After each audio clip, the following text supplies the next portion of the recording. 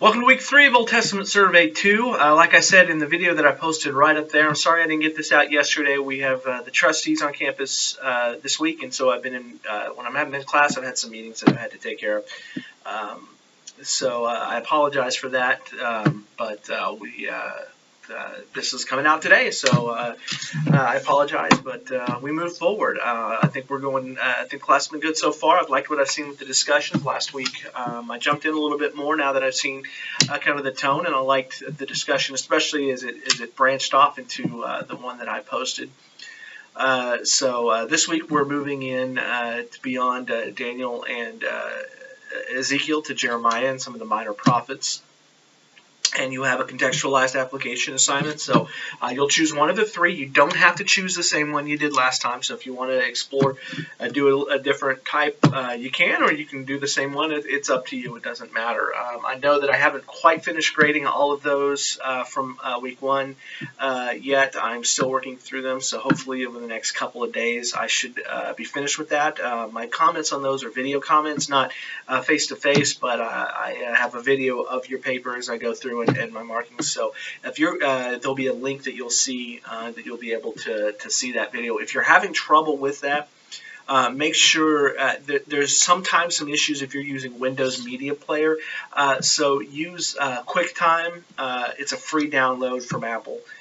So it's not going to cost you anything, but it works better with, I guess, the file type that I'm linking. So if you have any questions or anything like that, please let me know. I look forward to your discussions on this week. We're going to be dealing with the New Covenant, the so-called New Covenant. Of course, it is called a New Covenant, but the question is found in Jeremiah, how is it a New Covenant? Now, the temptation here is to jump to the New Testament. I want you as much as possible to avoid the New Testament. I know that doesn't seem right, but just for the sake of this discussion, avoid the New Testament as much as you can. I want you drawing from what Jeremiah is saying about the New Covenant, but also looking back to what actually is present in what we would call the Old Covenant, and see, is Jeremiah doing something new?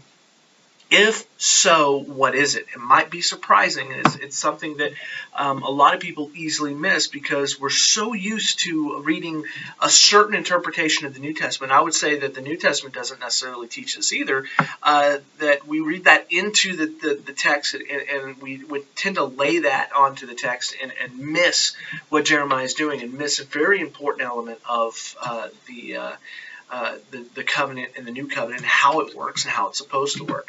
So be paying close attention to that. On your contextualized application assignments, just the one thing that you want to make sure, no matter which one you choose, make sure you cite sufficient scripture. You don't have to quote the scripture because that just takes up space.